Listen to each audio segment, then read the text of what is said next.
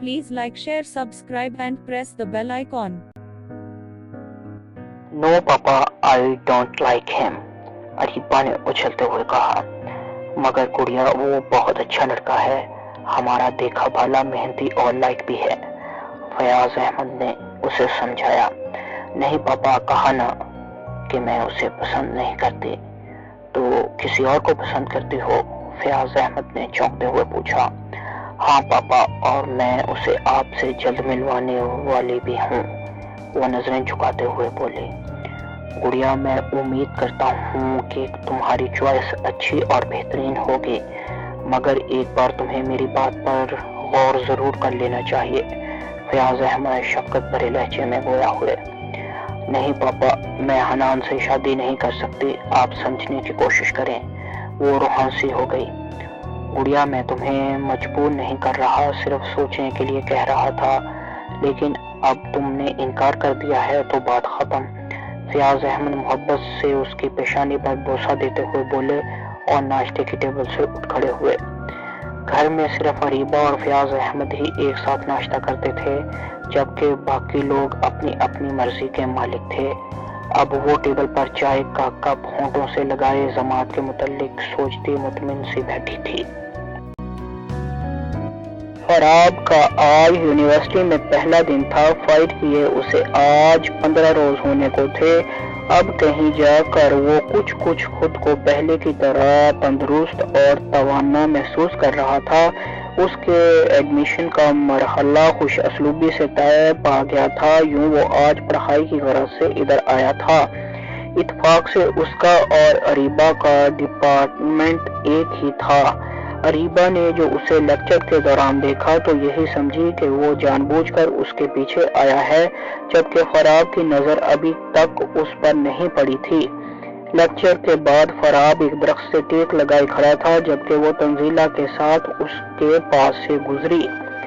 हमें खबर है हवा का मजाज रखते हो, हमें खबर है हवा का मजाज रखते हो, मगर ये क्या कि जरा देर को रुके भी नहीं। फराब ने हस्बे मामूल उसे देखकर परवीन शाकर का शेर बा आवाज़े बुलंद फजाओं की नजर कर दिया। तंजीला हंस दी, जबकि वो इग्नोर करती हुई आगे बढ़ गई। जमाद और तलहा कैंटीन में पहले से बैठे उन दोनों का इंतजार कर रहे थे।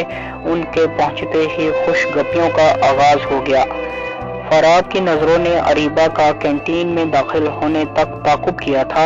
उसे ये लड़की बहुत अच्छी लगी थी और जिंदगी में पहली बार वो अपने दिल के हाथों मजबूर होकर किसी लड़की को इस तरह तंग कर रहा था।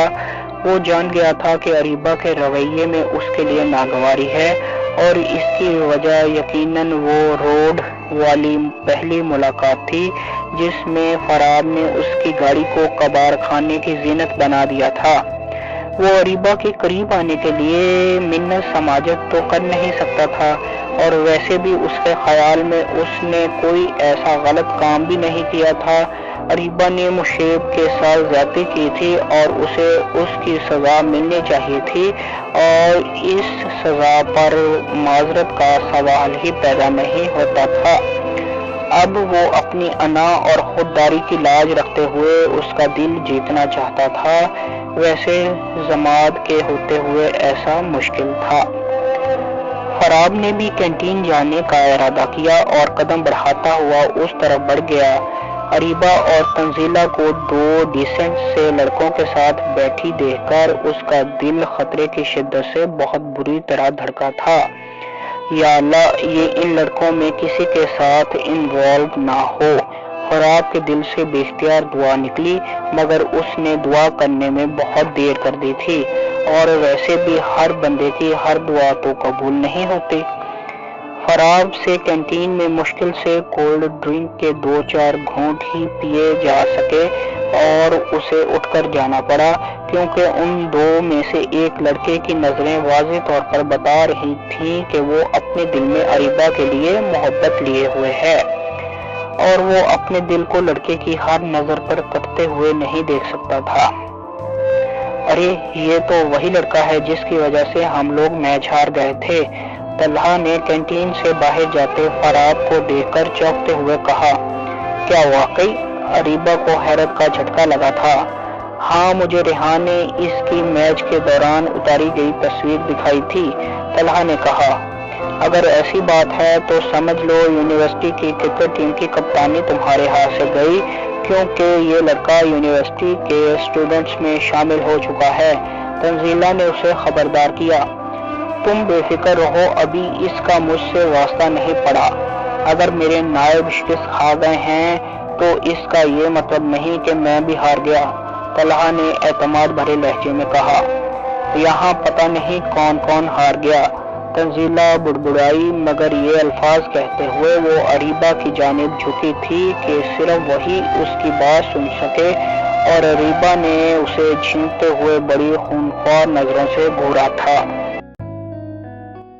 اتر رہی ہیں عجب خوشبوئیں رگو پے میں، اتر رہی ہیں عجب خوشبوئیں رگو پے میں، یہ کس کو چھو کے میرے شہر صبا آئی۔ وہ اور تنزیلہ یونیورسٹی پہنچ کر گاڑی سے اتر کر ابھی چند قدم ہی چل پائی تھیں کہ انہیں جانی پہچانی آواز میں یہ شعر سنائی دیا، اور ظاہری بات ہے پروین شاکر کے سوا یہ شعر کس کا ہو سکتا تھا۔ مسٹر، تم چاہتے کیا ہو؟ وہ اس کے سامنے کھڑی غصے سے پوچھ رہی تھی۔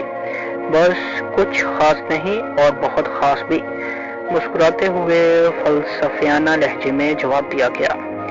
تم سیدھی بات نہیں کر سکتے، ہر وقت الٹے لٹکے لنگور کی طرح الٹی الٹی باتیں کرتے رہتے ہو، وہ جھلائی لہجے میں بولی۔ کیا کروں، ایک حسن کی دیوی کے آگے میرا دل الٹیاں پلٹیاں کھانے لگتا ہے۔ وہ نظریں اس کے چہرے پر مرکوز کرتے ہوئے بولا۔ حیا سے نہیں بلکہ غصے سے اریبہ کا چہرہ سرخ ہو گیا۔ بندر کی طرح الٹیاں پلٹیاں نہ کھاؤ، سیدھے سیدھے بولو کہ تم چاہتے کیا ہو، وہ اسپاٹ لہجے میں بولی۔ ہم تمہیں چاہتے ہیں ایسے، ہم تمہیں چاہتے ہیں ایسے، مرنے والا زندگی چاہتا ہو جیسے، جواب میں باقاعدہ گنگنایا گیا۔ مسٹر، تم بہت اوور ہوتے جا رہے ہو، وہ بینچ پر بیٹھے فراب کے قریب جاتے ہوئے بولی۔ صاف معلوم ہو رہا تھا اس نے مشکل سے خود کو اس کا چہرہ نوچنے سے روکا ہے۔ اسی وقت ہوا کا ایک تیز جھونکا چلا اور اریبہ کے دوپٹے کا پلو ہوا کے دوش پر اڑ کر فراب کے چہرے سے جا ٹکرایا۔ اتنی جسارتیں تو اسی کو نصیب تھیں، اتنی جسارتیں تو اسی کو نصیب تھیں، جھونکے ہوا کے کیسے گلے سے لپٹ گئے۔ ایک سرد آہ سے پھر سے پروین شاکر کی شاعری اس کے لبوں پر آ گئی۔ تانی، یہ میرے ہاتھوں سے مارا جائے گا، اسے بچا سکتے ہو تو بچا لو، وہ پاؤں سے اپنی سینڈل اتارتے ہوئے بولی تھی۔ رکو رکو، مجھے بات کرنے دو، تنزیلہ نے فوراً اسے ایک طرف کرتے ہوئے کہا۔ مبادہ وہ کچھ بھی کر سکتی تھی، آپ اسے کیوں تنگ کرتے ہیں؟ نہ چاہتے ہوئے بھی تنزیلہ کے لبوں پر یہ سوال کرتے ہوئے مسکراہٹ آ گئی۔ میں ان کی زبان سے صرف ایک جملہ سننا چاہتا ہوں، اگر اریبہ جی وہ جملہ ادا کر دیں تو میرا وعدہ میں انہیں پھر کبھی تنگ نہیں کروں گا، وہ سنجیدہ لہجے میں بولا۔ کیا سننا چاہتے ہو؟ اریبہ کا لہجہ سلجھو تھا۔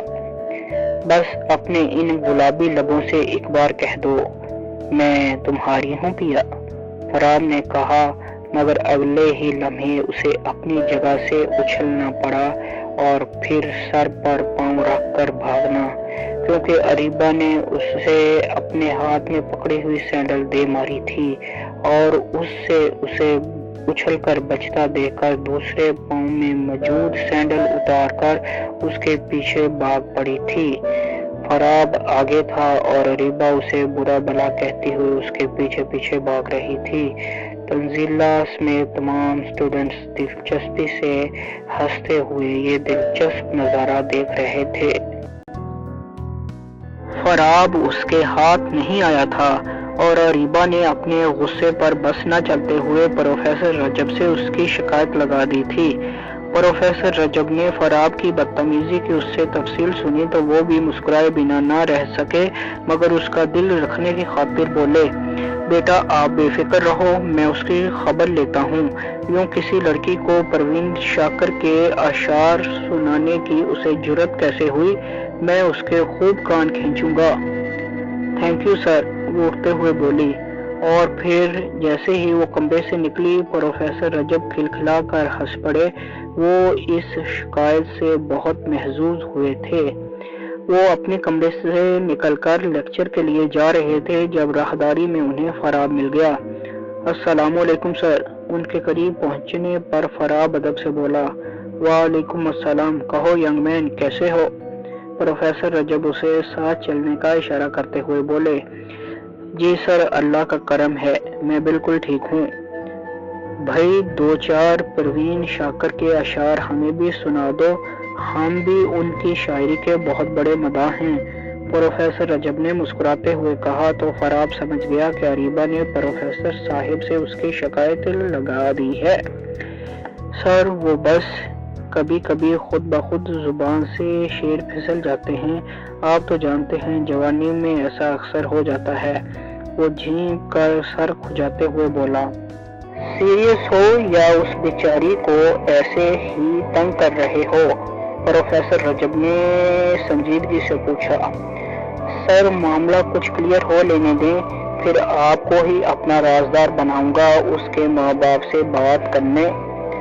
अचानक प्रोफेसर रजब के चेहरे पर गुस्से के तासुरात फैलते चले गए।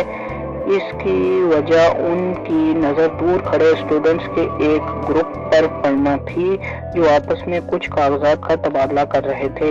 उनमें से कुछ की नज़र प्रोफेसर रजब पर भी पड़ी, मगर वो बेफिक्री से अपने काम में लगे रहे। उनमें से एक लड़का जो सबको कुछ समझा रहा था, उसने अभी तक प्रोफेसर रजब की तरफ नहीं देखा था। प्रोफेसर रजब फराब के साथ चलते हुए उनके काफी करीब आ गए। तब उस लड़के की नजर उन पर पड़ी। वो उन्हें देखकर कुछ पल के लिए चौंका और अगले लम्हे बोला, भागो। उसके इतना कहने की देर थी कि उसके गिर्द जमा सब लड़के उस समेत भाग गए। प्रोफेसर रजब को उनकी इस हरकत से हैरत का शदीद झटका लगा, क्योंकि पहले तो वो सब प्रोफेसर साहिब को आंखें दिखाते थे और आज यूं डर के भाग गए थे। आखिर प्रोफेसर साहिब में क्या तब्दीली आ गई थी जो उनको आंखें दिखाने वाले यूं भागने पर मजबूर हो गए। वो इस खिलाफ तवक्का वाक़े पर अपनी जगह जम से गए। फराब काफी देर उनके आगे बढ़ने का इंतजार करता रहा और फिर उनसे कुछ कहे बगैर क्लास की तरफ बढ़ गया। उसे लगा प्रोफेसर साहिब ने उसकी बात का बुरा माना है, अब उसे उनसे माजरत करना थी, जिसके लिए उसने किसी मुनासिब मौके का इंतजार करना बेहतर समझा था। थोड़ी देर में ही प्रोफेसर रजब क्लास में आ गए। वो बड़ी संजीदा नजरों से फराब की जानिब देख रहे थे और जिंदगी में पहली बार फराब का दिल किसी की नजरों से सहमा था। प्रोफेसर रजब ने संजीदा माहौल में लेक्चर दिया, मगर वो इस दौरान बागौर फराब की जानिब देखते रहे थे और अरीबा ने ये बात खास तौर पर महसूस की थी और खुश हो रही थी कि अब उस शोखे की खैर नहीं। फराब, तुम मेरे कमरे में आओ। लेक्चर के इख्तिताम पर प्रोफेसर साहिब की आवाज क्लास में गूंजी और वो बाहर निकल गए, जबकि अरीबा ने मुस्कुराते हुए तरस भरी नजरों से फराब की तरफ देखा था। वो उठा और उसको चिढ़ाने का इशारा करता हुआ बाहर निकल गया। तुम्हारा चेहरा पहले ही बहुत डरावना है, इसे और ना बिगाड़ा करो। उसे अपने पीछे अरीबा की चिड़ी हुई आवाज सुनाई दी तो वो अपने मकसद में कामयाब होने पर मुस्कुरा दिया। वो प्रोफेसर साहिब के कमरे में दस्तक के बाद दाखिल हुआ तो वो अपनी सीट पर बैठे उसी का इंतजार कर रहे थे। बैठो, उनकी संजीदा आवाज सुनाई दी। सर, मैं इस कदर आपसे फ्रैंक बात करने पर नादिम हूँ, फराब ने उनके सामने कुर्सी पर बैठते हुए कहा। मैंने तुम्हारी किसी बात का बुरा नहीं माना, तुम गलत समझ रहे हो। प्रोफेसर साहिब का लहजा बदस्तूर संजीदा था। تو پھر سر آپ کی اس سنجیدگی کی وجہ سے میں خواہ پریشان ہو رہا ہوں۔ وہ گہرا سانس لیتے ہوئے بولا، تم بتاؤ کہ تم اصل میں ہو کون؟ پروفیسر صاحب کی سنجیدگی کم نہیں ہوئی تھی۔ سر میں نے آپ سے کوئی جھوٹ نہیں بولا، میں اپنے بارے میں سب سچ بتا چکا ہوں۔ وہ اعتماد سے بولا، اگر میں تم سے تمام تفصیل دوبارہ سننا چاہوں تو؟ کوئی بات نہیں سر، میں اپنی ایک ایک بات آپ کو بتائی دیتا ہوں۔ پھر وہ بچپن سے لے کر اب تک کے گزرے اپنے ایام کی تفصیل بتانے لگا۔ مجھے یقین نہیں آتا کہ کوئی انسان اتنی بہت سی صلاحیتوں کا مالک ہو سکتا ہے۔ تفصیل سننے کے بعد پروفیسر رجب نے شکی لہجے میں کہا، سر آپ ہی نہیں جو بھی سنتا ہے یقین نہیں کرتا، اور یقین دلانے کو میرا ایک ہی جواب ہوتا ہے، وہ یہ کہ ہمارے پیارے نبی حضرت محمد صلی اللہ علیہ وآلہ وسلم کے ارشاد کا مفہوم ہے کہ مجھ پر جو شخص ایک مرتبہ درود بھیجے اللہ تعالیٰ اس پر 10 مرتبہ رحمت فرمائے گا۔ بس سر میری کامیابیوں کا راز یہی ہے کہ میں محمد عربی صلی اللہ علیہ وآلہ وسلم پر بکثرت درود بھیجتا رہتا ہوں، جس سے اللہ تعالیٰ کی رحمتوں کا نزول مجھ پر ہوتا رہتا ہے۔ ابھی بھی میں بظاہر آپ سے بات کر رہا ہوں، مگر میرا دل میرے پیارے نبی صلی اللہ علیہ وآلہ وسلم جو خاتم النبیین صلی اللہ علیہ وآلہ وسلم ہیں پر درود بھیج رہا ہے۔ سبحان اللہ، تم واقعی رب العالمین کی رحمتوں کے مستحق ہو۔ پروفیسر رجب کے لہجے میں تحسین تھی۔ اچھا یہ بتاؤ شہزان مرزا تمہیں کیسے جانتا ہے؟ پروفیسر رجب کی سنجیدگی اب مسکراہٹ میں بدل گئی تھی۔ کون شہزان مرزا سر؟ فراب نے حیرت سے پوچھا۔ وہی جو تمہیں دیکھ کر دوسرے لڑکوں کو بھاگ جانے کا کہہ رہا تھا۔ پروفیسر رجب نے اسے یاد دلایا۔ ارے نہیں سر، وہ مجھ سے کیوں بھاگنے لگے، وہ تو آپ کے ڈر سے رفو چکر ہو گئے تھے۔ اس کی حیرت مزید بڑھ گئی۔ یہ بات تم نہیں سمجھو گے، پہلے میرے سوال کا جواب دو، شہزان مرزا تمہیں کیسے جانتا ہے؟ سر وہ شہزان مرزا نہیں ٹونی تھا، ابھی 2 ہفتے پہلے میری علی جان کے کلب میں اس سے فائٹ ہوئی تھی اور میں نے اسے شکست سے دوچار کیا تھا۔ اس کے بعد ایک لڑکی سونیا اور پھر علی جان سے مقابلہ ہوا اور ججز کے فیصلے سے میں ونر قرار پایا۔ حالانکہ علی جان کو میں شکست نہیں دے پایا تھا، مگر ججز کا خیال تھا اگر میں پہلے 2 فائٹرز سے فائٹ کر کے نڈال نہ ہوا ہوتا تو میں علی جان کو بھی شکست دے ڈالتا۔ فراب نے شہزان عرف ٹونی سے انہیں اپنی آشنائی بتائی۔ اچھا تو وہ تم تھے، مگر آفتاب تو اس لڑکے کا نام انیک علی بتا رہا تھا۔ پروفیسر رجب نے حیرت سے پوچھا۔ جی سر، میرا پورا نام انیک علی فراب ہے۔ آفتاب بتا رہا تھا کہ تم فائٹ کے بعد بے ہوش ہو گئے تھے اور علی جان کوشش کے باوجود بھی تمہارے منہ میں پانی کا ایک قطرہ نہیں ڈال سکا تھا، جبکہ آفتاب کے ہاتھ سے تم نے پانی کی پوری بوتل پی لی تھی۔ معلوم نہیں سر، میں بے ہوش تھا اس لیے مجھے کچھ یاد نہیں، اور مجھے تو یہ بھی یاد نہیں کہ علی جان سے آخری 5 منٹ فائٹ میں نے کیسے کی تھی۔ تم پر اللہ تعالیٰ کی خاص مہربانی ہے۔ بے شک اللہ تعالیٰ اپنے نیک بندوں کو ہی دین کی خدمت کے لیے چنتا ہے۔ تمہیں شاید معلوم نہیں، تم نے قادیانیوں کے کلب میں انہیں شکست دے کر اسلام کی سچائی کو ثابت کیا ہے، اور اللہ تعالیٰ کی مدد تمہارے ساتھ شامل ہار رہی، جس کا ثبوت یہ ہے کہ بے ہوش ہونے کے باوجود قادیانی اپنے ہاتھوں سے تمہارے منہ میں پانی کا ایک قطرہ نہیں ڈال سکے۔ کیا واقعی سر؟ فراب حقیقت میں کرسی سے اچھل پڑا تھا۔ ہاں میں تمہیں تفصیل بتاتا ہوں۔ آفتاب اور ہمدانی میرے واقف کار ہیں، دونوں ہی اپنے اپنے زمانہ طالب علمی میں میرے قریبی اسٹوڈنٹ رہے ہیں، جبکہ ہمدانی میرا رشتہ دار بھی ہے اور ہماری ملاقات اکثر ہوتی رہتی ہے۔ کافی روز پہلے ہمدانی میرے پاس آیا تو کافی پریشان لگ رہا تھا۔ میرے استفسار پر وہ اپنی پریشانی بتاتے ہوئے بولا، سر، علی جان ملکی کراٹے کی دنیا پر تیزی سے قدم جماتا جا رہا ہے اور اس کے اس اقدام سے قادیانی تحریک کو بہت فائدہ پہنچ رہا ہے۔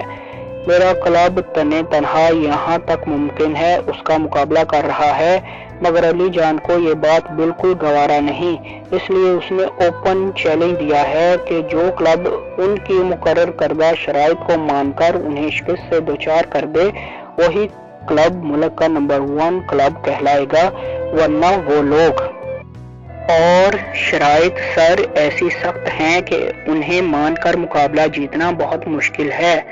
مگر یہ تو قادیانیوں کی فطرت ہے کہ چاہے کوئی مذہبی مناظرہ ہو یا کوئی اور معاملہ، وہ اسی طرح حقیقت آشکار ہونے سے بچنے کے لیے سخت شرائط پیش کر کے کنی کترانے کی کوشش کرتے ہیں۔